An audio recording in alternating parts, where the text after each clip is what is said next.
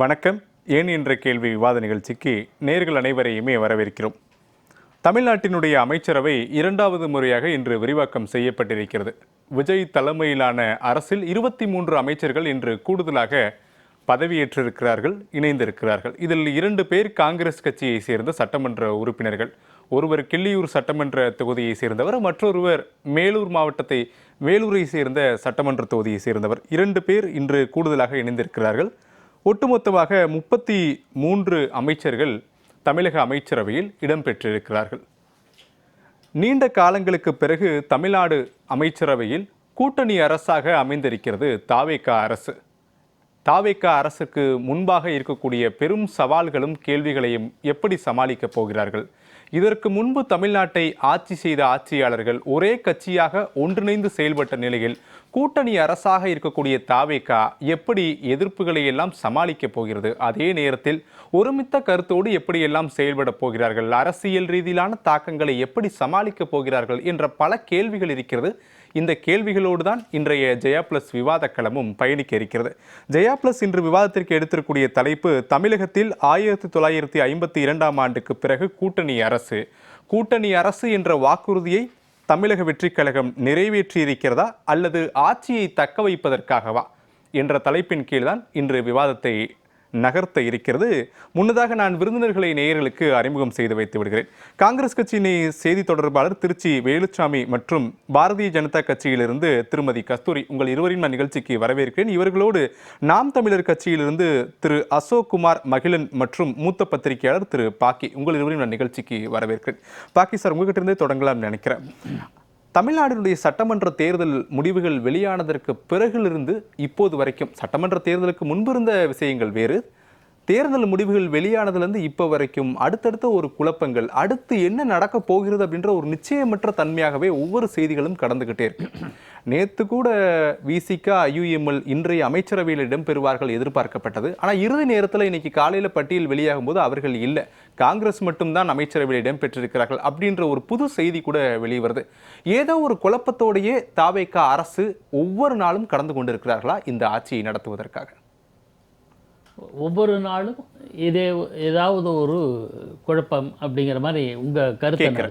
ஆமாம், இல்லை, கிட்டத்தட்ட அந்த கருத்து தான். அதுக்கு முன்னாடி ஒரு கருத்தை நான் சொல்லி ஆகணும்.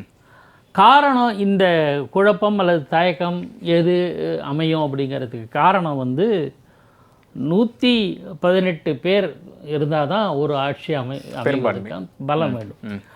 அந்த எண்ணிக்கை பெறாதது தான் காரணம். இவங்க தாவேகா தேர்தலுக்கு முந்தைய கூட்டணி அமைக்கலை, தேர்தலுக்கு பிந்தைய கூட்டணி தான் அமைச்சிருக்காங்க. ஆட்சிக்கு சிங்கிள் லார்ஜஸ்ட் பார்ட்டி என்கிற முறையில் அவங்க ஆட்சிக்கு வந்திருந்தால் கூட போஸ்ட்போல் அலையன்ஸ் தான் இது.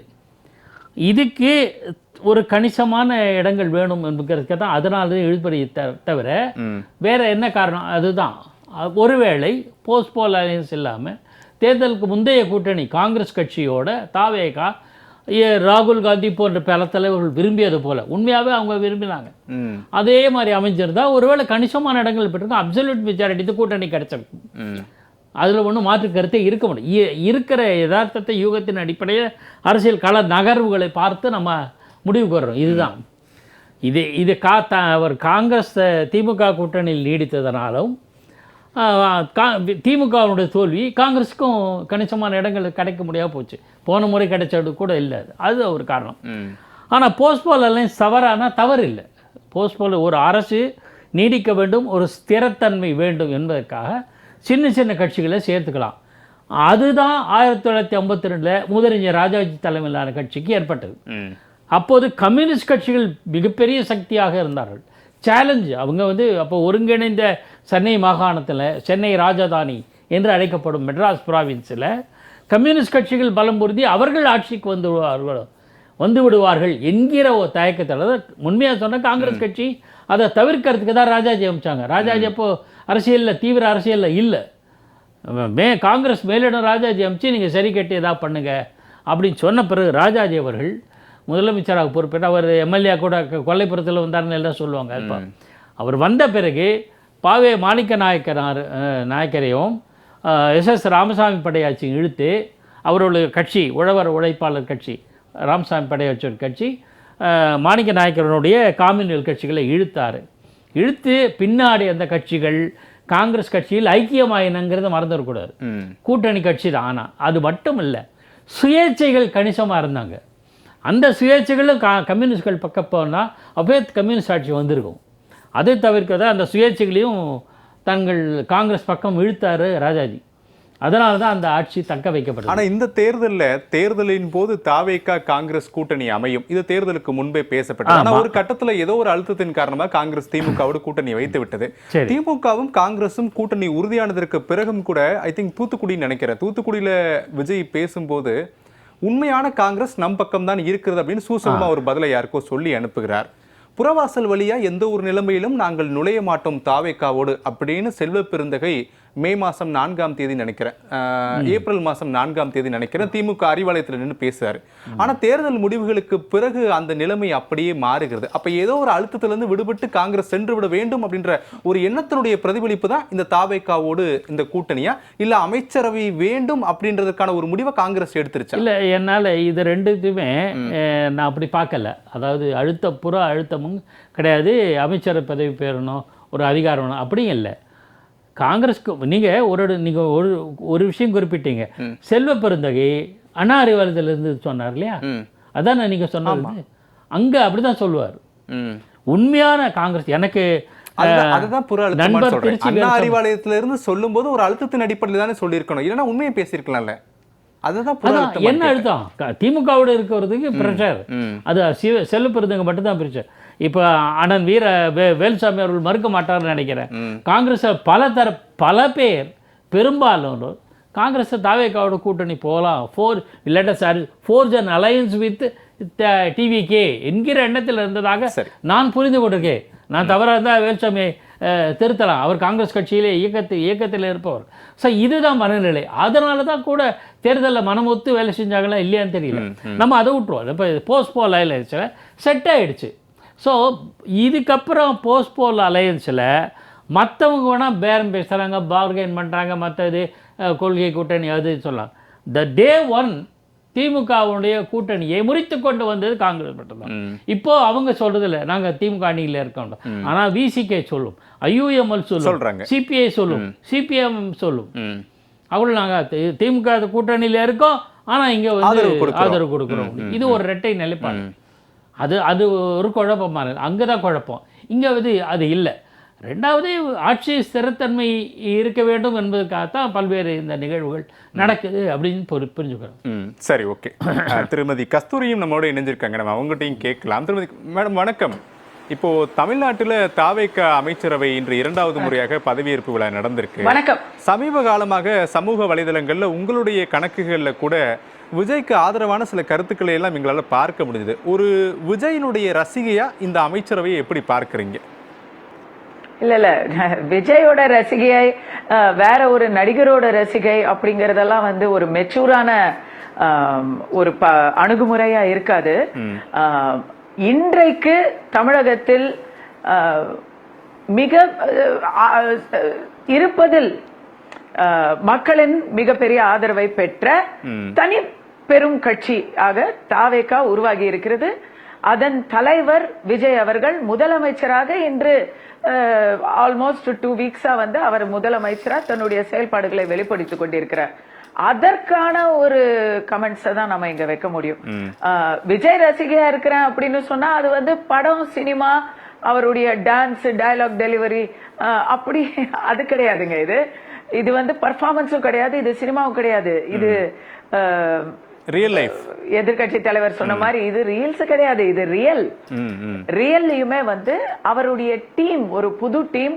மிகப்பெரிய ஒரு டவுட் என்ன இருந்ததுன்னா, என்ன டீம் அவர் சூஸ் பண்ண போறாரு, அனுபவத்தை சூஸ் பண்றாரா இல்ல ஒரு ஃப்ரெஷ் பேக்ரவுண்ட், ஒரு கிளீன் ஸ்லேட்டை சூஸ் பண்றாரா அப்படிங்கறத தான் பாஜக உன்னித்து கவனித்துக் கொண்டிருக்கிறது. ஏன்னா அடுத்த 3 வருஷத்துக்கு வந்து அதற்கான டைரக்ஷன், ஏன் 3 வருஷம் சொல்றேன்னா அதுக்கப்புறம் ஜெனரல் அசெம்பிளி வரும், அதுக்கான டைரக்ஷன் எங்க போகுது, இவங்க வந்து டிஎம்கே 2.0வா இருக்க போங்களாங்களா, திமுகவை ரீப்ளேஸ் பண்ணிட்டு திமுக மாதிரியே இவருக்கு பதில் இவர் அப்படின்னு செயல்பட போறாங்களா, இல்ல இவங்க இதுவரை இல்லாத ஒரு புது டைரக்ஷன்ல போறாங்களா அப்படிங்கிற கேள்வி எல்லாருக்குமே இருக்கு. அந்த வகையில நான் எனக்கு வந்து நான் ஆல்மோஸ்ட் 10-12 இயர்ஸா நான் வந்து தமிழக அரசியல பார்வையாளராகவும் விமர்சகராகவும் இருந்திருக்கிறேன். இந்த எலெக்ஷன்ல ஒர்க் பண்ணி இருக்கிறேன். அந்த வகையில நான் சொல்றேன், 1967ல அண்ணா அவர்கள் முதலமைச்சராக வந்தபோது அவரோட வந்தது வந்து ஒரு முற்றிலும் புதிய ஒரு அணி. அன்னைக்கு வந்து யாரெல்லாம் மினிஸ்டர் ஆனாங்க அப்படின்னு கேட்டீங்கன்னா பாதி பேர் யாருக்குமே தெரியாது. இன்னைக்குதான் அவங்களை எல்லாம் நம்ம ஜாம்பவான்களா பாக்குறோம் வரலாற்றுல. ஆனா அன்னைக்கு வந்து மினிஸ்டர் ஆனவங்க எல்லாருமே யாருப்பா, படிச்சவங்களாம்ப்பா, அவர் அவர் வந்து ப்ரொஃபஸராம்பா, அவர் லாயராம்பா, அப்படி பேசிக்கிட்டாங்களே தவிர எல்லாருமே வந்து காங்கிரஸ், இந்திய எதிர்ப்பு, ராஜாஜியின் அந்த பகுதி நேர படிப்பு போன்ற விஷயங்களை எல்லாம் வச்சு அந்த ஒரு இதுல ஒரு வேவ் அடிச்சது இல்லையா, அண்ணா வேவ், அந்த மாதிரி இன்னைக்கு ஒரு வேவ் அடிச்சிருக்குங்க.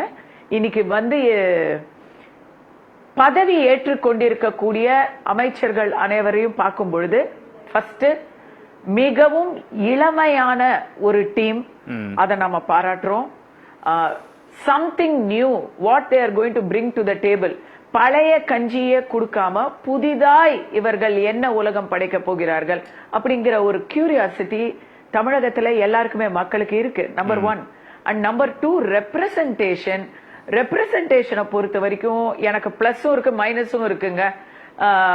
பிளஸ்ன்னு பாத்தீங்கன்னா சமூக நீதின்னு சொல்லிக்கிட்டு இருந்தவங்க யாருமே செய்யாத ஒரு விஷயத்த விஜய் அவர்களுடைய இந்த அமைச்சரவை விரிவாக்கம் செய்து காமிச்சிருக்கு. எது சமூக நீதி? ஒருத்தரை ஒதுக்கி ஒரு சமூகத்தை ஒதுக்குவதோ இல்லை ஒரு சமூகத்தை அதிக அளவில் உயர்த்துவதோ, நம்பர்ஸ் வச்சு கேம் ஆடுவதோ, அதெல்லாம் சமூக நீதி கிடையாது. எல்லா சமூகத்தினரும் ஒரே இடத்துல சமபந்தியா உட்கார்ந்து சமமாக அந்த இடத்துல வந்து ஆட்சியில் பங்கு பெறுவது என்பதை தான் நம்ம உண்மையான சமூக நீதி நினைக்க முடியும்.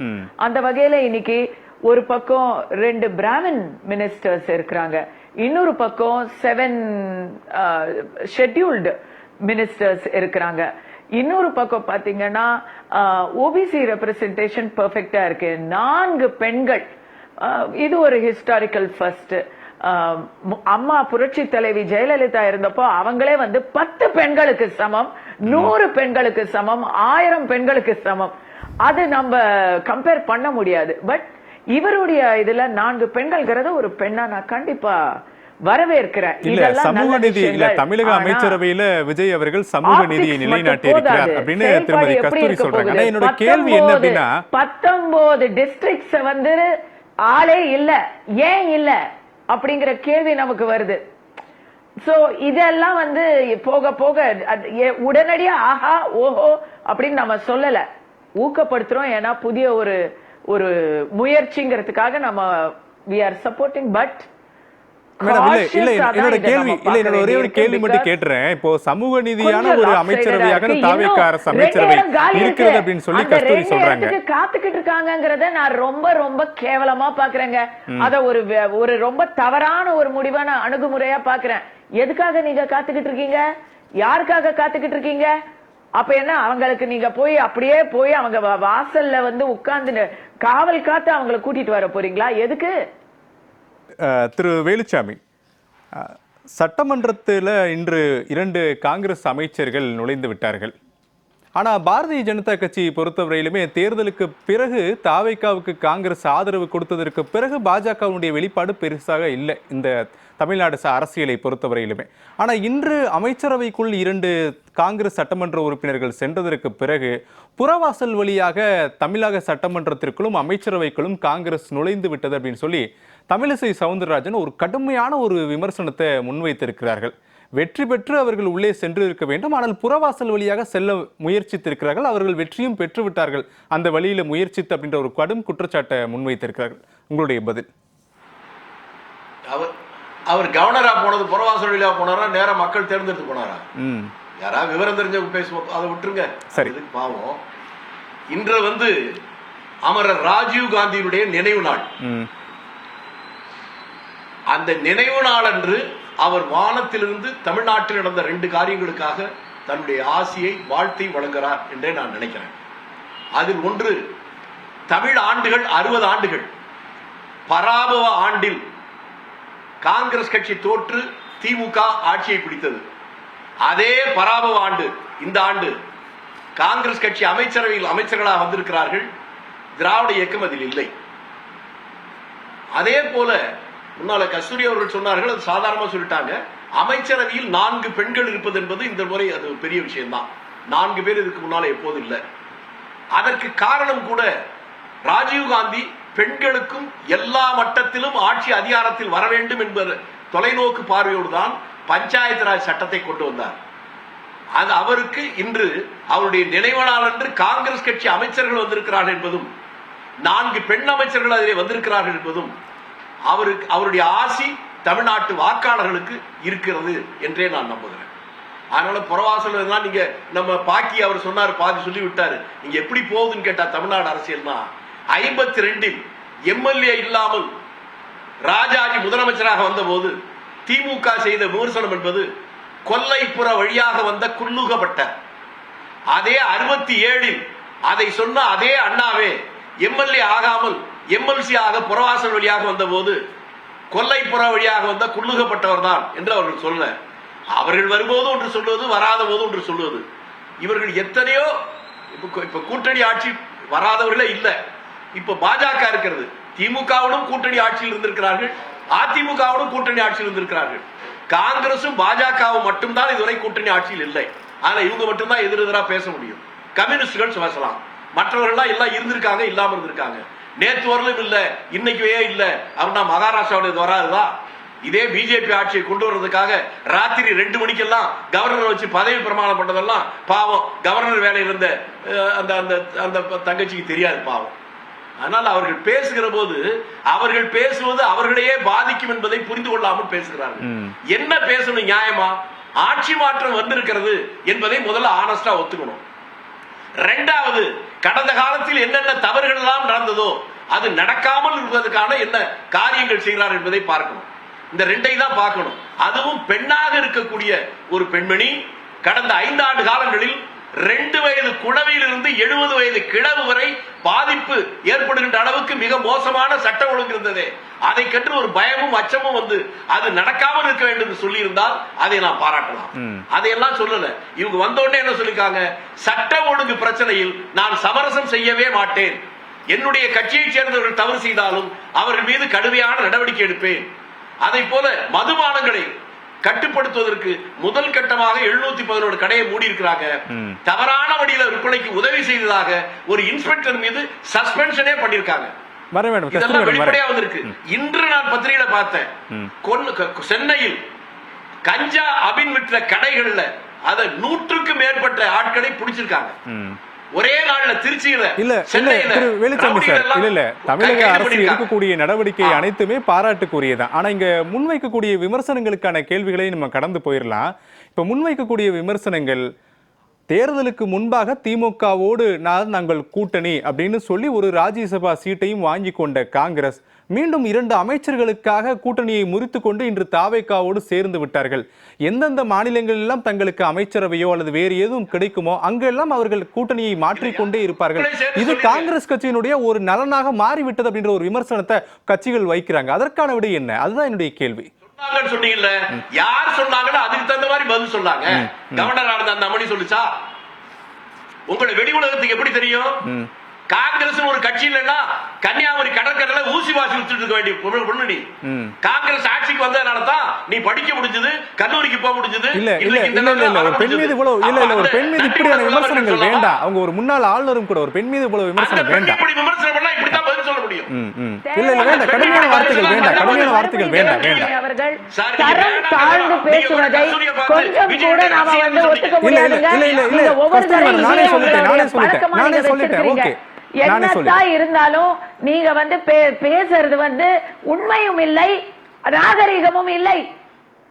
நான் சொல்லிட்டேன் கஸ்தூரி, நான் சொல்லிட்டேன். இந்திய நாட்டில் சுதந்திர போராட்டத்துக்கு நீங்க தான் போராடினீங்களோ? வேண்டாம் கடுமையான வார்த்தைகள் வேண்டாம். நீங்க டாபிக்ல வந்துருங்க. வேலுச்சாமி, திரு வேலுச்சாமி டாபிக் வந்துடலாம். வாங்க. சொல்லுங்க சார். டாபிக் தான் வர்றேன். வாங்க. நீங்க என்ன சொன்னீங்க? கஸ்தூரியை பார்த்து விஜயுடைய கஸ்தூரி மேடம், இல்ல அவர் சொன்ன வார்த்தைக்கு நான் சொல்லிட்டேன். இப்படித்தான் நீங்க வந்து கோஆபரேஷன் கொடுக்க போறீங்களா? சரி, ஓகே கஸ்தூரி மேடம், அவர் முடிச்சிட்டோம். நான் முடிச்சிட்டேன். நான் உங்களுக்கான சுற்றுல கேக்குறேன். 5 சீட் வாங்கிட்டு அந்த 5 சீட் உங்க விஜய் ரசிகர்கள் சொன்னதுக்காக நான் தப்புன்னு சொல்றேன். அது சரியில்லையா? இதுவே நம்பர்ஸ் வேறயா இருந்திருந்தா டோட்டலா காட்சி கஸ்தூரி மேடம், ரெண்டு பேருமே பேசும்போது என்ன நேயர்களுக்கு கொண்டு போய் சேர்க்கணும் தெரியல. கஸ்தூரி மேடம், நான் பேசுறேன். கஸ்தூரி மேடம், நாகரிகமா பேசுங்க. சரி, ஓகே ஒரு நாகரிகமா தொடருங்க. சரி, வேலுச்சாமி சார், நீங்க பேசும்போது நான் குறுக்கிட்டேனா? சரி, ஓகே வேலுச்சாமி சார் நீங்க தொடருங்க. வேலுச்சாமி சார் நீங்க தொடருங்க. குறுக்குற பேசுறீங்க. வேலுச்சாமி சார் நீங்க தொடருங்க. சரி, ஓகே ரைட். 5 வருஷம் முன்னே அரசியல் இருக்கறவே நீங்க ஓய்வு நேரத்துல வந்து அரசியல் பேசும்போது எங்களை கேலி பண்ணிக்கலாம் நீங்க. சரி, ஓகே சரி சினிமா நடிகராக சரி, ஓகே சினிமா நடிகர் விஜய் அவர்களும் சினிமா நடிகர். வேலுச்சாமி சார் நேரம் கடக்குது. கஸ்தூரி மேடம் நேரம் கடக்குது. உங்க வயசு ரெண்டு பேருமே ஒரு மூத்த அரசியல்வாதிகள். சொன்னப்போ நான் ஒண்ணு கொடுக்கறேன். கஸ்தூரி மேடம், இல்ல வேணாம் கடுமையான வார்த்தைகள் வேண்டாம். வேலுச்சாமி வேண்டாம். கஸ்தூரி மேடம், சரி, ஓகே. கஸ்தூரி மேடம், யாருங்க அப்படி யாருங்க ஒரு பெண்ணா ஒரு நடிகை இருந்தா எப்படி வேணா பேசுறீங்க? நேரம் கடக்குது. இல்ல ரெண்டு பேரும் புரிஞ்சுக்கணும் நினைக்கிறேன். உச்சமா பேசுறீங்க நீங்க. வேண்டாம் வேலுச்சாமி சார், நீங்க வேலுச்சாமி சார் கருத்தை மட்டும் பதிவு பண்ணுங்க. வேலுச்சாமி சார் நீங்க மூத்த அரசியல் தலைவர். வேலுச்சாமி சார், இந்த மாதிரி வேலுச்சாமி சார், கஸ்தூரி மேடம், நீங்க என்ன நேரம் கடக்குது. வேண்டாம். தாவேக்காவுடைய ரெண்டு பேருக்குமே நான் போல பொதுவா அசோக் குமார் ரெண்டு பேருக்குமே நான் வரல. சரி, ஓகே, ரெண்டு பேருக்குமே நான் வரல. அசோக் குமார் வேலுச்சாமி சார், என்ன சம்பந்தம் உங்களுக்கு? வேலுச்சாமி சார் நேரம் கடக்குது. சார் அங்க வர அடக்கே சார். வேலுச்சாமி சார் நேரம் கடக்குது. நான் பேசும்போது குறுக்க பேச வந்தானே. சரி, ஓகே சொல்ல வேண்டியிருக்கு. ஓகே அப்புறம் என்ன நிறுத்த சொல்றீங்க? சரி, ஓகே உங்களுடைய கருத்தை மட்டும் பதிவு பண்ணுங்க. நான் இவர் கருத்தை என்ன பதிவு. பேசுவாரு அத குறுக்க நாம பேசணும். கஸ்தூரி மேடம் ப்ளீஸ். திரு அசோக் குமார் மகிழன், என்ன ஒரு நினைப்போடு தாவேக்கா இந்த ஆட்சியை அமைச்சிருப்பாங்க? ஏன்னா தேர்தலுக்கு பிறகு இது ஒரு சந்தர்ப்பவாத கூட்டணி அப்படின்ற ஒரு கடுமையான விமர்சனங்கள் தாவேக்காவின் மீது இருக்கு. காங்கிரஸ் கட்சி இந்த சந்தர்ப்பத்தை சாதுரியமா பயன்படுத்திட்டாங்க. அது உங்களுடைய சாணக்கியத்தனம் அப்படின்னு சொல்லலாமா? இல்ல தாவேக்கா ஒரு நிலைப்பாட்டில் இருக்கிறாங்க, நம்ம எப்படியாவது இந்த ஆட்சியை 5 ஆண்டுகள் கடத்தி விட வேணும், அந்த சந்தர்ப்பத்தை காங்கிரஸ் கூட்டணி பயன்படுத்தி கொண்டார்கள் அப்படின்னு புரிஞ்சுக்கலாமா? இதற்காக திமுக தனித்து விடப்பட்டது அப்படின்ற ஒரு நிலைப்பாடையும் இந்த இடத்துல பேசலாம். என்ன உங்களுடைய கேள்விக்குள்ள போறதுக்கு முன்னாடி அண்ணன் வேலுச்சாமியோட கருத்துக்கு மட்டும் நான் பதில் சொல்லிடுறேன். அண்ணன் வேலுச்சாமியை எனக்கு தனிப்பட்ட முறையிலேயே தெரியும். அவரும் எனக்கு நல்ல நண்பரும் கூட. அவர் சொன்ன மாதிரி 45 ஆண்டுகள் அரசியல்ல இருக்கிற ஒரு மூத்த தலைவர். அவர் வந்து காங்கிரஸ் கட்சி மட்டும் இல்லைன்னா இந்நேரம் ஊசி பாசி வித்துக்கிட்டு இருப்பாங்க அப்படின்னு சொன்னதை ஒரு காலத்திலையும் ஏத்துக்க முடியாது. எந்த கட்சியை சேர்ந்தவர்களானாலும் இந்த கருத்தை வந்து அனுமதிக்க முடியாது.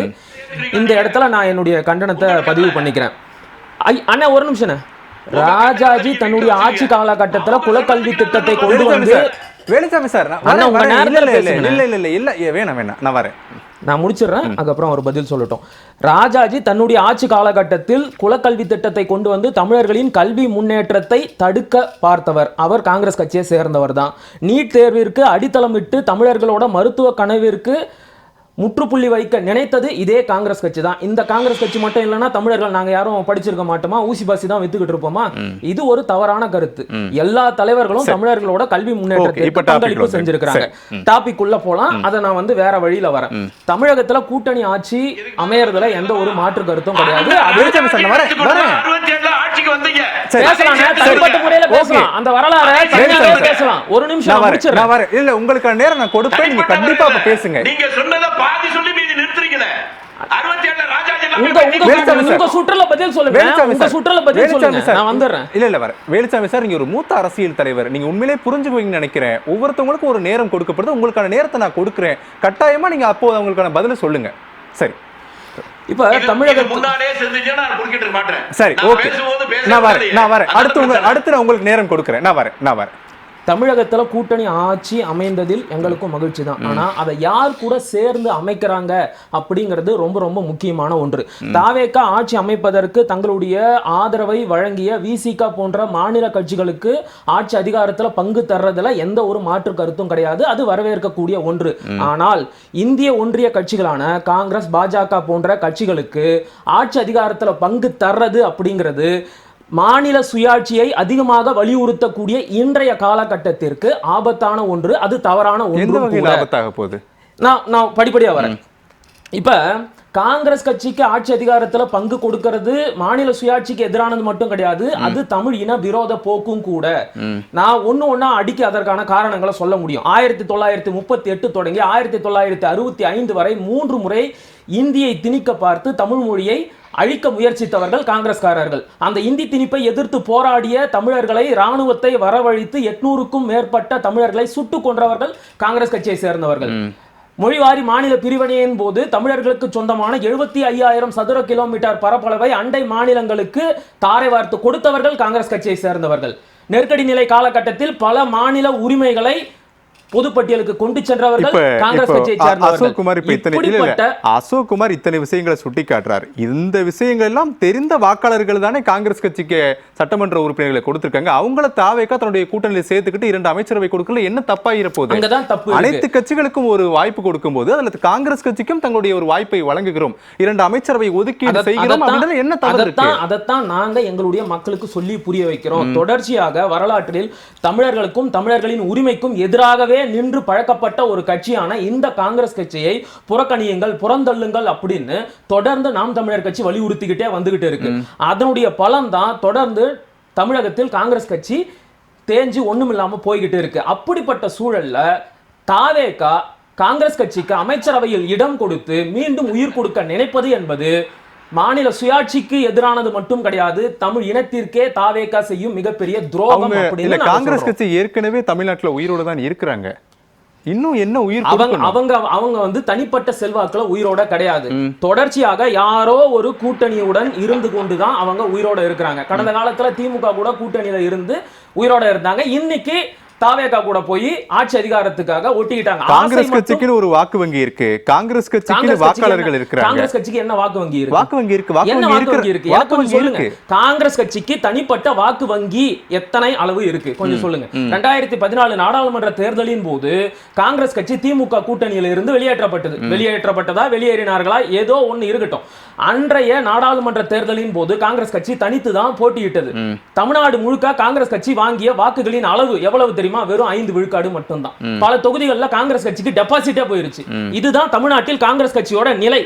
இப்படிப்பட்ட காங்கிரஸ் கட்சியை இன்றைக்கு ஆட்சி அதிகாரத்தில் பங்கெடுக்க வைத்து தமிழ் இனத்திற்கு மாபெரும் துரோகம் செய்தது மட்டுமல்லாமல் மாநில சுயாட்சிக்கு எதிரான ஒரு கட்சியை கொல்லைப்புறம் வழியாக தமிழ்நாட்டின் ஆட்சி அதிகாரத்திற்கு கொண்டு வந்திருக்கிறது தாவேகா. இது மாபெரும் தவறு. தமிழ் இனத்திற்கு தாவேகா செய்த மிகப்பெரிய துரோகமா நாங்க பாக்குறோம். எந்த அடிப்படையில் இல்ல பாஜக வேலுச்சாமி சொல்லும் போதும் நாங்க எந்த அடிப்படையில் கொல்லைப்புறம் வழியா நுழைந்தோம் அப்படின்ற ஒரு கேள்வியை முன்வைத்தார். அது பாஜகவிற்கு. உங்களுக்கும் அதே கேள்விதான் முன்வைக்கிறேன். எந்த அடிப்படையில் கொல்லைப்புறம் வழியான்னு சொல்ல முடியும்? ஒரு பெரும்பான்மை இல்லாத அரசுக்கு மத்திய அரசு நாங்க எதிர்க்கப்படுகிறோம். குடியரசுத் தலைவர் ஆட்சியோ அல்லது பிற செயல்பாடுகளோ தமிழ்நாட்டிற்குள் நுழைந்துவிடக் கூடாது என்பதற்காக தாவேகா என்கிற ஒரு கட்சியை ஆதரித்து அவர்களை ஆட்சி அமைக்க வைக்கிறோம், நாங்களும் அமைச்சரவையில் பங்கேற்கிறோம். இது காங்கிரஸ் கட்சியோட ஸ்டாண்டு. இதுல என்ன தவறு இருக்க போகுது? இல்லைனா இப்ப நீங்க சொல்லக்கூடிய அதே பாஜக உள்ள வந்துரும் அப்படின்னு அவருடைய பயமே. அந்த பயத்தின் அடிப்படையில் தான் நாங்க ஆதரவை கொடுத்தோம்னு சொல்றாங்க. முதல்ல பாஜகவுக்கும் காங்கிரஸுக்கும் என்ன பெரிய வேறுபாடு இருக்குன்ற கேள்வியை நான் முதல்ல வைக்கிறேன். இன்றைக்கு இவர்கள் சொல்கின்ற அத்தனை மதவாத போக்குகளுக்கும் அடித்தளம் இட்டவர்களே காங்கிரஸ் கட்சிக்காரங்க தான். அதை பத்தி பேசணும் அப்படின்னா அது தனி டாபிக். நீங்க வந்து அதற்கான தனி விவாதத்தை வைங்க, நான் தயாரா இருக்கேன். ஓகே, நான் வேலுச்சாமி, திரு வேலுச்சாமி இப்ப உங்க கருத்தை முன்வைங்க. இப்ப அவர் என்ன சொன்னாரு? காங்கிரஸ் கட்சி தேஞ்சு போச்சு, டெபாசிட் போச்சுன்னாரு. அவங்க கட்சி எத்தனை தொகுதியில டெபாசிட் வாங்கி இருக்கு? நாங்க 5 பேர் இருக்கிறோம், நீங்க என்ன 50 பேர் இருக்கீங்களா? எனக்கு புரியல. அவர்கிட்ட ஒரே ஒரு கேள்வி கேட்கிறேன். தமிழ் இனம், தமிழ் மொழி எல்லாம் பேசுறீங்கல்ல, சிலப்பதிகாரத்தை எழுதியவன் யாருன்னு எல்லாருக்கும் தெரியும். அவங்களுடைய கூட பிறந்த அண்ணன் தான் சேரன் செங்குட்டுவன். சேரன், சோழன், பாண்டியன் இவர்கள் ஆண்டு தமிழ் மன்னர்கள். அந்த சேர மன்னர்கள் ஆண்ட பகுதி முழுக்க இன்னைக்கு கேரளா. தமிழ்நாடு என்பது ஒரு மாநிலத்திற்கு எல்லை கோடாக இருப்பது மட்டும்தான் இது தமிழ்நாடு. தமிழ்நாட்டு மக்கள் அன்று நினைப்பது அது அறியாமை. நான் முதல்ல சொல்றேன். தமிழன் எங்க பிறந்தாலும் எங்க இருந்தாலும் அவன் தமிழன். அப்படின்னு பார்க்கணும். அதை விட்டு நீங்க குறுக்குசால் ஓட்டுறது நடக்காது. அதோட காங்கிரஸ் பத்தி சொல்றீங்க, 38 இருந்துச்சு, 47 இருந்துச்சு, திமுக அதாவது இந்திய எதிர்ப்பு போராட்டம் பண்ணுச்சுன்னா, இந்திய எதிர்ப்பு போராட்டம் பண்ணவங்க வீட்டுல இருக்கவங்க எல்லாம் ஹிந்தி படிச்சு பாஸ் பண்ணி டிப்ளமா வச்சிருக்காங்க. ஆனா நான் எனக்கெல்லாம் ஹிந்தி தெரியாது. அது ரெண்டுக்கு இருக்கிற வித்தியாசம் பார்க்கணும். நீங்க நாங்க யாரு நேற்று அப்படி இருந்தாங்க, இன்னைக்கு அப்படி இருந்தாங்க. முதல் நாள் வரலாம் அண்ணா திமுக ஆட்சியோட பிஜேபி கூட்டணி ஆட்சி இருந்துச்சு மத்தியில. அடுத்த நாளே திமுக கூட கூட்டணி சந்திச்சா இல்லையா? அதுக்கப்புறம் திமுக கூட பாஜக கூட வந்து அப்படியே ஷிஃப்ட் ஆகி காங்கிரஸ் அமைச்சர்களோட கூட்டணி வந்துச்சா? 2004 வந்துச்சா இல்லையா? அதெல்லாம் உங்களுக்கு மாற்றம் தெரியலையா? அதனால உங்களுக்கு புரிதல் குறைவாக இருக்கிறதுனால் எல்லாரும் அதெல்லாம் ஏத்துக்கணுங்கிறது இல்லை. அதனால காங்கிரஸ் கட்சி தனியா நிக்கிறே. நீங்க 67 வரை காங்கிரஸ் கட்சி தனியாக மட்டும்தான் நின்றுருக்கு. அதே போல 77 தனியா நின்றுச்சு. அப்படி தனியா நிக்கிற போது எத்தனை சீட்டு காங்கிரஸ் ஜெயிச்சது இதெல்லாம் தெரிஞ்சுக்கிட்டு பேசுவது கொஞ்சம் நல்லது. காங்கிரஸ் கட்சியை தாவேகா கூட்டணியில சேர்த்து கொண்டதால் மாநில சுயாட்சிக்கே ஒரு பேர் ஆபத்தா முடிஞ்சுவிடும். இதை தாவேகா உணரவில்லையா அப்படின்ற ஒரு கேள்வியும் எழுப்பி இருக்கிறார்கள் நாம் தமிழர். மாநில சுயாட்சி என்பது ஒரு மயக்கம். இது கூட்டாட்சியுடைய சுயாட்சி எல்லாம் கிடையாது. நீங்க அவர் எப்ப போராடணும்? இலங்கையில பிரபாகரனை போல தனி நாட்டுக்கு போராட்ட மாதிரி நீங்க போராட்டீங்கன்னா அதுல அர்த்தம் இருக்கு. எப்ப எம்எல்ஏ எம்பி அல்லது பஞ்சாயத்து போர்டு கொண்டு நிக்கிறீங்களோ இந்த அரசியல் சட்டத்தை ஏற்றுக்கொண்டு நிக்கிறீங்க. அதுக்கப்புறம் இந்த சுயாட்சி அப்படி எல்லாம் சொல்வது உங்களை நீங்கள் ஏமாற்றிக் கொள்ளலாம், மக்கள் ஏமாற மாட்டாங்க. சரி, அதற்கான பதில் முடிச்சுங்க. அப்படியே கஸ்தூரி மேடம் இப்போ ஐயா கேட்டாரு நாம் தமிழர் கட்சிக்கு என்ன டெபாசிட் இருக்கு அப்படின்னு. நாங்க ஒத்துக்கிறோம். நாங்க வந்து தொடர்ச்சியா தேர்தலில் போட்டியிட்டு தோல்விதான் அடைஞ்சிருக்கிறோம். ஆனா தேர்தல் வெற்றி மட்டுமே நாம் தமிழர் கட்சியின் செயல்பாடு கிடையாது. அது மட்டுமே எங்களுடைய முழுமையான அரசியலும் கிடையாது. நாங்க தொடர்ந்து மக்களுடைய நல்வாழ்விற்காக அவர்களுடைய தேவைகளுக்காக போராடி கொண்டிருக்கின்ற ஒரு கட்சி. இப்போ நாங்க வந்து 5 எம்எல்ஏ வச்சிருக்கிறோம், உங்களுக்கு ஒண்ணுமே இல்லை அப்படிங்கிறாங்க. நான் அதே கேள்விதான் திரும்பி கேட்கிறேன். இந்த 5 எம்எல்ஏக்களும் காங்கிரஸ் கட்சியின் தனிப்பட்ட செல்வாக்கிற்காக கிடைத்தவர்களா? ஆமா இல்ல, நானே ஆமா சொல்றேன். கிள்ளியூர் சட்டமன்ற தொகுதியில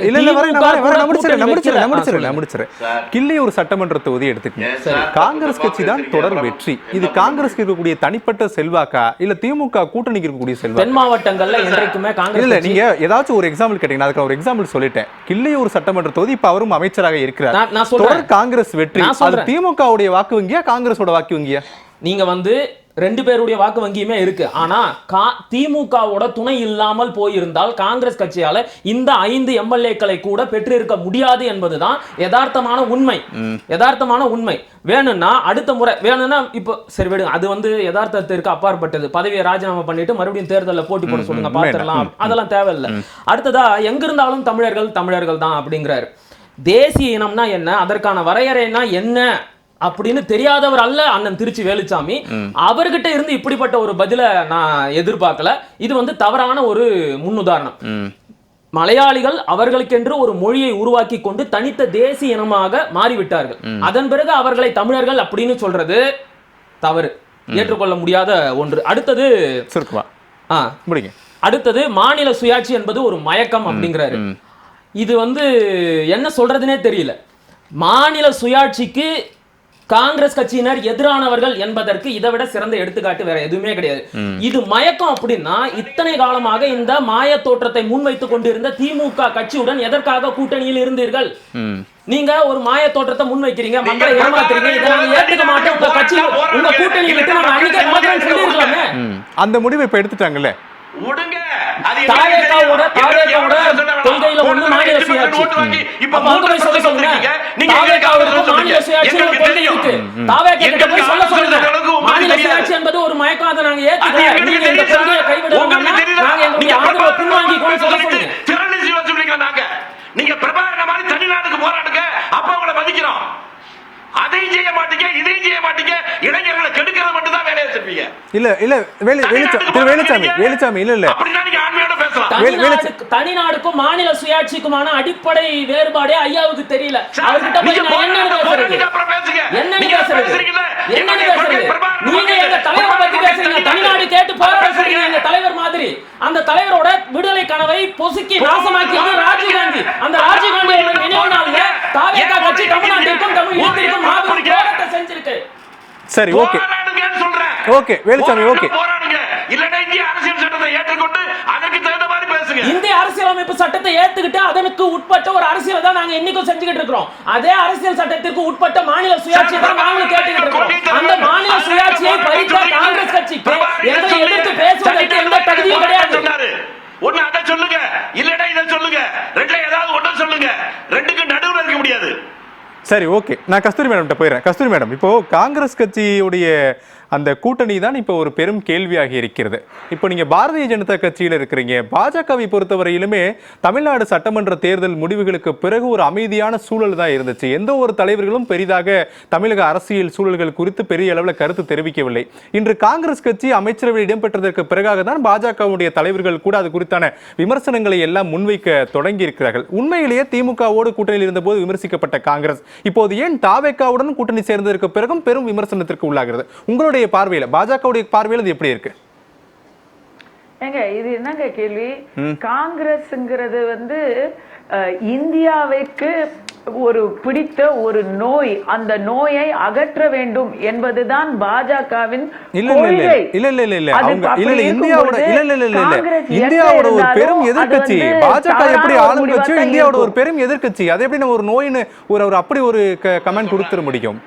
அது இந்தியாவோட ஒரு பெரும் எதிர்க்கட்சியாவே இருக்கட்டும். எதிர்க்கட்சி ரொம்ப சந்தோஷம். இந்தியாவில எதிர்க்கட்சியாவே இருக்கட்டும். அவங்க ஆட்சிக்கு எந்தெந்த இடத்துல என்னெல்லாம் வெட்டி முறிச்சாங்கங்கறத நம்ம பாத்துக்கிட்டு இருக்கோம். இப்ப சமீபத்துல பார்த்தோமே, கேரள மாநிலத்துல ஆட்சியை கைப்பற்றி இருக்காங்க இல்லையா? இல்ல கஸ்தூரி மேடம், இல்ல சமீபத்துல இப்ப பார்த்தோம் இல்லையா? இப்ப நீங்க கேட்ட கேள்விக்கு என்னோட பதில், சமீபத்துல கேரள மாநிலத்துல பார்த்தோம். அதான் நான் சொல்ல வந்தேன். அதாவது எப்படின்னா, அதாவதுங்க ஒரு குழப்பத்தின் உச்ச நிலையில இருப்பாங்க. எப்படி தெரியுமா? கேரளால இந்தியா அலையன்ஸ்ல கம்யூனிஸ்ட் இருக்காங்க, காங்கிரஸ் இருக்கிறாங்க. போன வாட்டி யார் ஆட்சியில இருந்தாங்க? கம்யூனிஸ்ட். அப்படின்னா இந்தியா அலையன்ஸ். இப்ப யாரு ஆட்சிக்கு வந்திருக்கிறாங்க? காங்கிரஸ். அப்படின்னா யாரு? அதுவும் அவங்களே தான். டெல்லியில யாரு ஆப் இருந்தாங்க, பஞ்சாப்ல ஆப் இருந்தாங்க, அவங்க யாரு? இந்தியா அலையன்ஸ்ல இருக்காங்க. இப்ப அதுக்கு முன்னாடி யாரு இருந்தாங்க? காங்கிரஸ் இருந்தாங்க, அவங்களும் இந்தியா அலையன்ஸ்ல இருக்காங்க. இப்படி ஒரு சாரி டு சே மானமுள்ள கொள்கையுள்ள கட்சிகள் செய்ய தயங்குவதை காங்கிரஸ் பல வருடமாக செஞ்சு கொண்டிருக்கு. பாரதிய ஜனதா கட்சி, தேசிய ஜனநாயக கூட்டணியில் இருக்கக்கூடிய கட்சிகள் கூட எதிரெதிராக போட்டியிட்டு இருக்காங்க பல மாநில தேர்தல்கள். இது தேர்தலில் இருக்கக்கூடிய ஒரு விதமான சுதந்திரம். இல்ல கஸ்தூரி மேடம், பாரதிய ஜனதா கட்சி தலைமையிலான தேசிய ஜனநாயக கூட்டணியில கூட இப்படி ஃப்ரெண்ட்லி ஃபைட்லாம் நடந்திருக்கு. வேலுச்சாமி சார், நான் வரேன். வேலுச்சாமி சார், நான் வரேன். அவங்களுடைய கருத்தை முடிக்க நான் வரேன். வேலுச்சாமி சார், வேலுச்சாமி அவர்கள் இல்ல வேலுச்சாமி சார், நான் வரேன். முடிக்கட்டும். உங்களுக்கான இது சொல்லுங்க. சரி, ரைட், ஓகே. ஐயோ, வேண்டாம். இந்த மாதிரி பதிலா வேண்டாம். வேலுச்சாமி சார், நீங்க மூத்த அரசியல் தலைவர், ஏன் இவ்வளவு ஒரு காட்டமான பதில்களா? வேண்டாம்.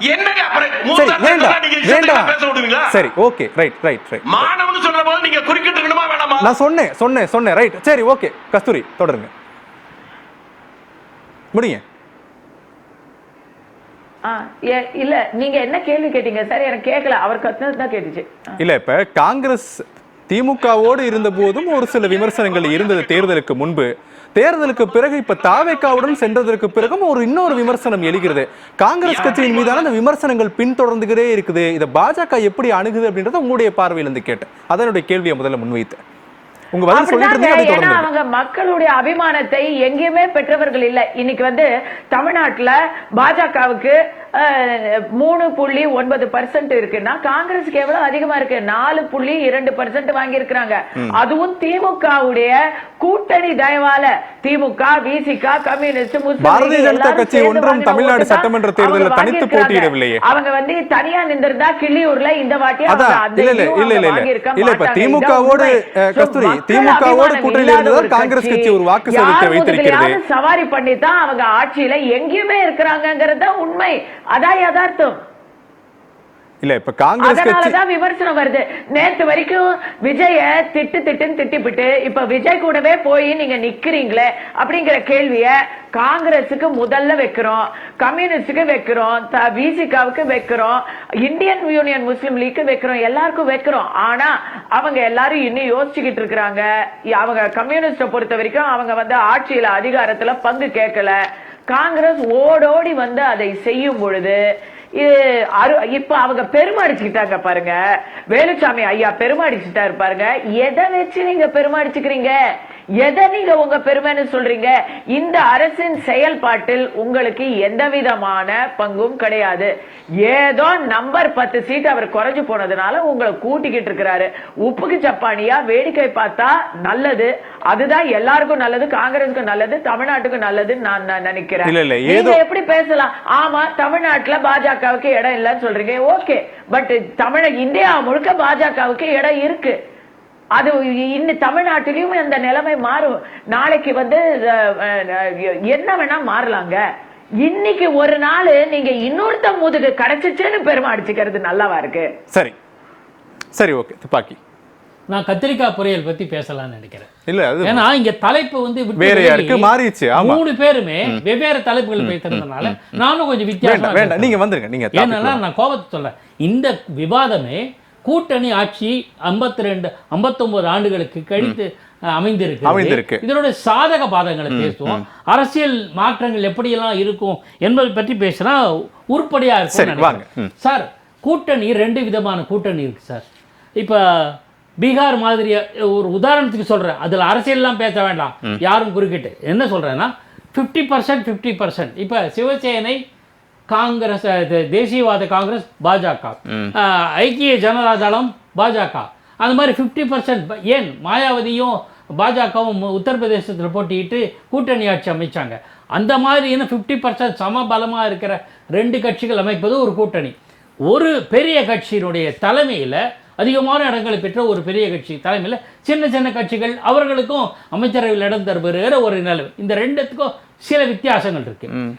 50-50 சமபலத்தோட கூட்டணி அமைக்கும் போது எந்த கட்சி நான் பெருசா நீ பெருசான்னு வரும். அது ஒரு பக்கம். அரசியல் நிகழ்வுகளை என்ன கொள்கை நிலைப்பாட்டு எடுப்பாங்க? ஒரு பொதுவான காமன் அஜெண்டா வேணும். வாஜ்பாய் காலத்தில் தேசிய ஜனநாயக கூட்டணியில் காமன் மினிமம் ப்ரோக்ராம்னு ஒன்று, குறைந்தபட்ச கூட்டணி இது கொள்கை முடிவு எடுத்தாங்க. அந்த மாதிரியான ஒரு புள்ளியில் இணைந்து மக்களுக்கு பணியாடும். அல்டிமேட் எய்ம் அது எந்த கட்சி, பாஜக, காங்கிரஸ், நாம் தமிழர், நீ தமிழர், எதுவாக இருந்தாலும் சரி, மக்களுக்கு என்ன பண்ணுறீங்க, என்ன பண்ண முடியும்? ப்ரோக்ரஸிவ் தமிழ்நாட்டினுடைய அல்லது மாநிலத்தினுடைய எந்த மாநிலத்தினுடைய இதுவாக இருந்தாலும் அதனுடைய வளர்ச்சிக்கு என்னென்ன பண்ணலாம், இந்த மாதிரியான விஷயங்களில் 2 கட்சிகள் பெரிய கட்சிகளாக இருக்கும். இங்கே அப்படி இல்லை. நல்ல காலமாக ஒரே கட்சி தாவேகா மட்டும் அதிக இடங்களை பெற்றிருக்கு. சின்ன சின்ன கட்சிகள் இருக்குது. இப்போ சின்ன சின்ன கட்சிகளாக இருந்தாலும் அது காங்கிரஸ் பெரிய கட்சி. நான் அது உடனே அண்ணன் கோச்சுக்கு போகிறாரு, நானும் காங்கிரஸ்காரன் தான் அடிப்படையில். அது ஒரு பக்கம். அந்த காங்கிரஸ் கட்சியினோட கொள்கைக்கும் தாவேகாவோட கொள்கைக்கும் ஏதேனும் முரண்பட்டால் எப்படி சமாளிக்க போகிறார்கள்? முஸ்லீம் கட்சி நாளைக்கு பதவியேற்றால் அவர்களும் தாவேகாவுக்கும் கொள்கை முரண்பாடு, அரசியல் நிலைப்பாடுகள் முரண்பாடு வந்தால் என்ன நிலைப்பாடு எடுப்பாங்க, எப்படி தீர்வு காண்பார்? இதுதான் முக்கியம். That will affect the society, that will affect the state, that will affect the progress.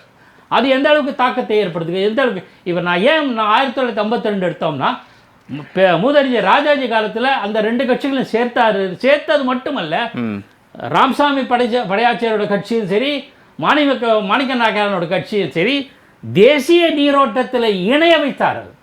ஒரே பார்வை, தேசிய பார்வை. நம்ம அது சரியா தப்பான உடனே தம்பி நாம் தமிழர் எடுத்துப்பாங்க. நான் அந்த விஷயத்துக்கெல்லாம் போடல. So there should be uniformity, ஒரு சீரான நிலைப்பாடு, அரசியல் நிலைப்பாடு. தீர்ந்து போச்சு, பிரச்சனை இல்லை. இப்போ இந்த தாவேகா, காங்கிரஸ், இதர பிற கட்சிகளுடைய கூட்டணி இது ஒரு சந்தர்ப்ப கூட்டணின்னு அப்ப எடுத்துக்கலாம். திரு பாக்கி சொல்ற கருத்துல இருந்தா இது எப்ப வேணாலும் இதுல ஒரு விலகல் ஏற்படலாம். அதை எப்படி தாவேகா சமாளிக்க போகுது ஒரு கேள்விக்குரிய முன்வைக்கிறீங்க. அப்படிதான் ஒரு அரசியல் ஒரு எதிர்பார்ப்புகளை முன்வைக்கிறீங்க. சந்தர்ப்ப கூட்டணிங்கிற வார்த்தை நான் பயன்படுத்தவும் மாட்டேன். இஷ்யூ அதல்ல. அரசியல் கட்சிகள் எல்லாருக்கும் ஒரு காமன் கோல் உண்டு சார். அதிகாரத்தை கைப்பற்றணும், அதிகாரத்தில் இருக்க வேண்டும், மக்களுக்கு ஏதாவது செய்ய விடும், அல்ல குறைந்தபட்சம் தன் கட்சிக்காரங்களை ஏதாவது செய்யணும். நான் எந்த அடிப்படையில் கேட்கிறேன்னா திரு பாக்கி சார், இப்ப தாவேகாவுக்கு பெரும்பான்மை இல்லை. தாவேகாவுக்கு பெரும்பான்மை வேணும்னா கூட்டணி கட்சிகளுடைய ஆதரவு தேவைப்படுது. தேர்தலுக்கு பிந்தைய கூட்டணி, அது இந்த காங்கிரஸ், IUML இவங்களெல்லாம் நம்ம சேர்த்துக்கலாம். காங்கிரஸ் கட்சிக்கும் ஆட்சி அதிகாரத்தில் பங்கு வேண்டும், இது அவர்களுடைய கொள்கைகளில் ஒன்று. இங்க தமிழ்நாட்டில் தேர்தலுக்கு முன்பு சொல்லப்பட்டது. அப்போ ஒவ்வொருத்தருக்கும் ஒரு சந்தர்ப்பம் இருந்தது. அந்த சந்தர்ப்பம் ஒன்றிணைந்து ஒரு கூட்டணியை உருவாக்கி இன்னைக்கு ஆட்சியில் அமர்ந்து விட்டார்கள். என்னுடைய கேள்வி, இதுக்கு இறுதி வரை நீடிக்க போகிறதா? ஒவ்வொருவருக்கும் ஒரு கொள்கை இருக்கு. தாவேக்காவுடைய கொள்கை காங்கிரஸோட கொள்கைக்கு உடன்படுமா அப்படின்றது ஒரு பெரும் கேள்வி. இது இடையூறு வரும்போது எப்படி சமாளிக்க போகிறார்கள் அப்படின்றதா கேள்வி. அதைத்தான் நீங்க முன்வைக்கிறீங்க, நான் கேட்கிறேன். நிர்பந்தம் சில தீர்வுகளை நோக்கி நகரும். நிர்பந்தம் என்பது இப்பவே இந்த கட்சிகள்லாம் ஏன் சார் ஆதரவு கொடுக்குறாங்க? நம்ம காங்கிரஸ் ஒதுக்கிடும், அவங்க முதலே வந்துட்டாங்க. இந்திய யூனியன் முஸ்லீம் லீக், இந்திய கம்யூனிஸ்ட் கட்சி, மார்க்சிஸ்ட் கம்யூனிஸ்ட் கட்சி, விடுதலை சிறுத்தை கட்சி 4 எந்த கூட்டணியில் இருக்காங்க இன்னைக்கு வரையில்? திமுக. ஏன் தாவேக்கா ஆதரிக்கிறாங்க? இந்த ஒரு ஆட்சி நிலைத்து இருக்க வேண்டும் என்கிற ஒரு புள்ளி, ஏதாவது ஒரு புள்ளியில எல்லாரும் சேருவாங்க. எல்லா காலத்திலுமே இந்த ஆட்சி நிலைத்து இருக்க வேண்டும் அப்படின்ற ஒரு புள்ளியில இவங்க எல்லாம் ஆதரிக்கிறாங்க. தேவையின் கூட சரி, ஓகே, தேவை. அப்படி தேவைன்னு நினைக்கக்கூடியவங்க எதற்கு அமைச்சரவையில் இடம் எதிர்பார்க்கிறார்கள் அப்படின்னா பிற கட்சியினர் வைக்கக்கூடிய முக்கிய கேள்வி. இல்ல எப்படி சொன்னீங்க? இல்ல, இப்ப ஒரே புள்ளியில் இந்த ஆட்சி நிலைத்து இருக்க வேண்டும் நீங்க சொல்லக்கூடிய பாயிண்ட் நான் புரிஞ்சுக்கிட்டேன். அதற்கான ஒரு ஆதரவை தான் இப்ப விசிகாவோ கம்யூனிஸ்ட் கட்சிகளோ ஐயுஎம்ஓ வழங்குகிறார்கள். அப்படி இந்த ஆட்சி நிலைத்து இருக்க வேண்டும், பாஜக உள்ள வந்துடக்கூடாது, குடியரசுத் தலைவர் ஆட்சி உள்ள வந்துடக்கூடாது, ஆளுநருடைய தலையீடு உள்ள வந்துடக்கூடாது அப்படின்ற எண்ணத்துல இருக்கக்கூடிய திமுக கூட்டணியில் இடம்பெற்றிருக்கக்கூடிய கட்சிகள் ஏன் தாவேக்காவுடைய அமைச்சரவையில் இடம் வேண்டும் என நினைக்கிறார்கள்? லாக் பண்ற மாதிரி தாவேக்கா லாக் பண்ணுது, தாவேக்காவும் லாக் பண்றது, இந்த கட்சிகளும் ஒரு தங்களை ஒரு சின்ன உதாரணம் சொல்லிடுறேன். ஒரு நல்ல உதாரணத்தை சொல்றேன். விஸ்வநாத் பிரதாப் சிங் பிரதமராக இருந்தபோது பாஜகவும் அவர்களோடு இணைய பார்த்தது. அப்போது மார்க்சிஸ்ட் கட்சி ஆதரவு தந்தது. என்ன சொன்னாங்க? பாஜகவுக்கு கேபினெட்ல இடம் தந்தால் நாங்க ஆதரிக்க மாட்டோம், அப்ப ஸ்திரத்தன்மை போயிடும். விபி சிங் ஆட்சி அப்பே கவர்ந்திருக்கும். அப்ப 2 பேருமே வெளியிலிருந்து ஆதரவு கொடுத்தாங்க. அது ஆபத்தானது இருந்ததா இல்ல? பிஜேபி வித்ரா பண்ணதுனால விபி சிங் ஆட்சி கவர்ந்தது. சோ இப்படி இருக்க கூடாது. அப்போ ஒரு மந்திரி சபைக்கு இது ஒரு அதை கட்டி போடுறது நிர்பந்தம்னா ரொம்ப அது கொச்சையா எடுத்துக்க வேணாம். கட்டி போட ஒரு நிர்பந்தம் கமிட்மெண்ட் கடப்பாடோட அதை வச்சுக்கிறது. அந்த அடிப்படையில அமைச்சரவை கொடுக்கிறது, அமைச்சரவை பதவி கொடுக்கிறது, அது ஒரு காரணம். ஆனால் இல்ல, எங்களுக்கு காங்கிரஸ் கட்சி நாளைக்கு எங்க கொள்கைக்கு தாவேக்கா கொள்கை இந்த நிலைப்பாட்டுல முற்றிலும் முரண்படுகிறோம், எங்கள் அமைச்சர்கள் வித்ரா பண்ணும், அதுவும் நடந்திருக்கு கடந்த காலங்கள்ல. அது தேவையை கருதி அரசியல் கொள்கை அது அடிப்படையில் இந்த ஆட்சி நீடிக்க வேண்டும் என்பதற்காக இந்த கட்சிகள் ஆதரவு தெரிவிக்கின்றன. தங்களுக்கு பதவி இருந்தால் அது தங்களுடைய எதிர்பார்ப்புகளையும் செயல்பாடுகளும் மேற்கொண்டு தங்களுடைய திட்டங்களை கூட செயல்படுத்தலாம், ஆளுகிற தாவேக்காவுடைய இணங்கி செயல்படலாம் என்கிற ஒரு பார்வை. ஓகே திரு அசோக், சுருக்கமா நிறைவு உங்களுடைய கருத்து. தலைப்பு ஓட்டே ரொம்ப சுருக்கமா. தமிழகத்தில் அமைந்திருக்கின்ற கூட்டணி ஆட்சி வாக்குறுதியை நிறைவேற்றமா, ஆட்சியை தக்க வைக்கவா அப்படிங்கிறது தான் தலைப்பு. என்ன பொறுத்த வரைக்கும் ஆட்சியை தக்க வைப்பதற்காகத்தான் இந்த அமைச்சரவையில் பங்கு கொடுப்பது நடந்துள்ளது அப்படின்னு நான் நினைக்கிறேன். இப்ப காங்கிரஸ் கட்சியை விட்டுடுங்க, அவங்க திமுக கூட மொத்தமாகவே கூட்டணியை முடிச்சுக்கிட்டு தாவேக்கா பக்கம் வந்துட்டாங்க. ஆனா விசிகா கம்யூனிஸ்ட் கட்சிகள் ஐயுஎம்எல் இவங்கெல்லாம் திமுக கூட தான் கூட்டணியில இருக்கிறாங்க. ஆனா ஆதரவு மட்டும் தாவேக்கா ஆட்சி அமைப்பதற்கு வழங்கி இருக்கிறாங்க. இப்ப இன்னும் 2 ஆண்டுகள்ல நாடாளுமன்ற தேர்தல் வரப்போகுது. அந்த நாடாளுமன்ற தேர்தலில் திமுக வேட்பாளர்களுக்கு எதிராக தாவேக்காவும் வேட்பாளர்களை நிறுத்தி திமுகவிற்கு எதிராக பரப்புரை செய்ய போறாங்க. அப்ப திமுக கூட்டணி கட்சிகள் ஆதரவு தருகின்ற ஒரு கட்சி திமுகவை எதிர்த்து தேர்தல் பரப்புரை செய்யும் அப்படிங்கிற ஒரு தர்ம சங்கடமான சூழல்ல இந்த கூட்டணி கட்சிகள் என்ன முடிவெடுக்க போறாங்க அப்படிங்கிறது ஒரு கேள்வி வரும். கூட்டணி விட்டு விலகிறதுக்கான வாய்ப்பு இருக்கு, போயிடக்கூடாதுங்கிறதுக்காக அமைச்சரவையில பங்கு கொடுத்து நீங்க சொன்ன மாதிரி லாக் பண்ணி வைக்கிறாங்க. திரு வேலுச்சாமி சந்தர்ப்பத்தை பயன்படுத்திக்கிறாங்க. வேலுச்சாமி, நிறைவா உங்களுடைய கருத்து சுருக்கமா. நான் ரொம்ப சுருக்கமா சொல்றேன். நீங்க இப்படி கூட்டணி வந்திருக்குன்னு கேட்டீங்க. தேர்தல் ஓட்டுப்பதிவுக்கு முன்பாகவே 4 நாளைக்கு முன்னாலேயே இன்றைய முதல்வர் தாவேகாவுடைய தலைவர் விஜய் பகிரங்கமா கூட்டத்திலே சொன்னாரு, உண்மையான காங்கிரஸ்காரர்கள் எங்களோடு தான் இருக்கிறாங்க. ஆமா, தூத்துக்குடி கூட்டம். அப்போதே கூட்டணி என்று சொன்னாலும் கூட வெளிப்படையாக திமுக அல்லாத ஒரு ஆட்சி தான் வரணும், அதற்காக ஆதரிக்கிறோம் சொன்னோம். அதனால எங்களுக்கு ஒண்ணும் புதுசு இல்ல. விஜயே காங்கிரஸ்காரர் தான் என்பதற்கு பெரிய உதாரணம் 15 ஆண்டுகளுக்கு முன்பாகவே காங்கிரஸ் கட்சியில் சேருவதற்கு டெல்லிக்கு போய் 2 நாள் ராஜீவ் காந்தியோட ராகுல் காந்தியோட எல்லாம் பேசிட்டு வந்தவர் தான். அதனால அடிப்படையில் அந்த ஒன்று தவறே கிடையாது. இது அடுத்து நாளை என்ன நடக்கும்னு யாருக்கும் தெரியாது. 3 ஆண்டுகளுக்கு பின்னாலே பாராளுமன்ற தேர்தல் தான். அப்ப எப்படி வரும் இப்ப சொல்ல முடியாது. ஒவ்வொரு தேர்தல் வருகிற போதுதான் கூட்டணி என்பது அது ஒரு ஏற்பாடே ஒழிய கூட்டணி ஆட்சி என்றால் மட்டும்தான் கமிட்மெண்ட். ஓகே, திருமதி கஸ்தூரி நிறைவா உங்களுடைய கருத்து.